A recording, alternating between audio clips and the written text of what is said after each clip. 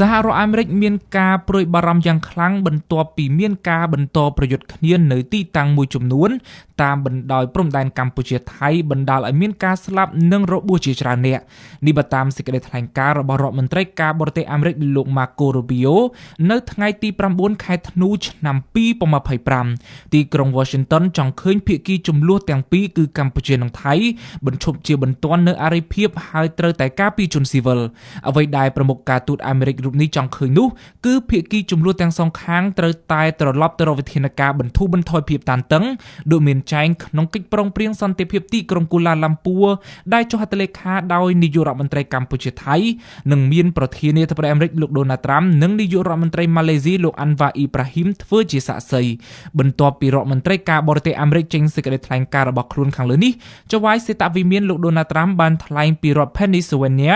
ថាលោកមានគម្រោងហៅទូរស័ព្ទដើម្បីជជែកជាមួយមេដឹកនាំកម្ពុជាថៃបន្ទាប់ពីភាគីទាំងពីរវាយប្រហារគ្នាសារជាថ្មីទៀតនៅតំបន់មានជម្លោះតាមបណ្ដោយព្រំដែននៃប្រទេសទាំងពីរបើតាមការចុះផ្សាយដោយកាសែត Bloomberg លោកត្រាំនឹងប្រើភាពខ្លាំងរបស់លោកក្នុងការបង្កើតសន្តិភាពឲ្យប្រទេសកម្ពុជានិងថៃហើយការហៅទូរស័ព្ទមកកាន់ប្រមុខរដ្ឋាភិបាលកម្ពុជាថៃនេះគឺដើម្បីឲ្យភាគីទាំងពីរបញ្ឈប់សង្គ្រាមរវាងគ្នាជាបន្ទាន់ទីក្រុងប៉េកាំងឯនោះវិញក៏បានបង្ហាញប្រតិកម្មរបស់ខ្លួនជុំវិញការកើនឡើងកម្ដៅជាថ្មីនៅតាមព្រំដែនកម្ពុជាថៃផងដែរអ្នកនាំពាក្យក្រសួងការបរទេសចិនលោកកួជាខុនបានថ្លែងក្នុងសន្និសីទសារព័ត៌មាននាថ្ងៃទី9ធ្នូថាក្នុងនាមជាមិត្តនិងប្រទេសជិតខាងរបស់កម្ពុជានិងថៃ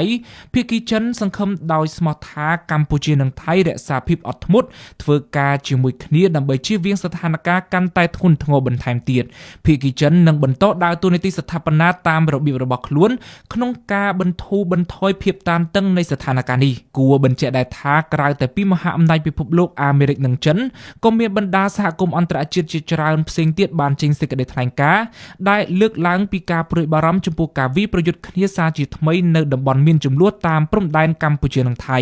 ការបើកការបាញ់ប្រហាររបស់យោធាថៃនៅលើទីតាំងប្រជាជនស៊ីវិលកម្ពុជានៅតាមតំបន់ព្រំដែននេះបានចាប់ផ្ដើមតាំងពីថ្ងៃទី8ដល់ថ្ងៃទី10ខែធ្នូឆ្នាំ2025នេះឧត្តមសេនីយ៍ឯកម៉ាលីសុជាតាអ្នកនាំពាក្យក្រសួងការពារជាតិកម្ពុជាបានថ្លែងក្នុងសន្និសីទសារព័ត៌មាននាព្រឹកថ្ងៃទី10ធ្នូនេះថាយោធាថៃនៅតែបន្តការបាញ់ប្រហារមកលើដែនអធិបតេយ្យភាពកម្ពុជាខណៈកងកម្លាំងកម្ពុជាកំពុងប្រយុទ្ធតតាំងនិងឈរជើងយ៉ាងរឹងមាំដើម្បីការពារបូរណភាពទឹកដីកម្ពុជាបើតាមតុល្យការបឋមគិតត្រឹមថ្ងៃទី9ខែធ្នូពលរដ្ឋស៊ីវិលកម្ពុជាចំនួន7នាក់បានស្លាប់ចំណែកពលរដ្ឋប្រមាណ20នាក់ទៀតត្រូវរងរបួសធ្ងន់និងស្រាល